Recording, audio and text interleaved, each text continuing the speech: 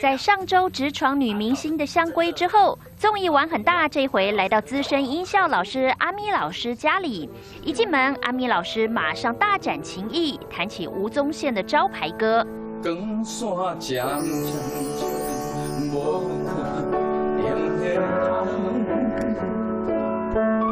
为了拿到红包，阿咪老师不得不穿上乌龟装，和 Kid 趴在地上大玩乌龟跳。音乐才子秒变成综艺咖，模样十分逗趣。好不容易发完艺人红包，也凑齐了义卖商品，车资却不够。不要问你嘛，快点！有问题要你姐姐帮忙，快点！只好丝袜套头画脸，扮丑来赚储值金。综艺天王丑到连路人都认不出来，让吴宗宪也忍不住大喊：自己这个样子怎么去爱心义卖？记者综合报道。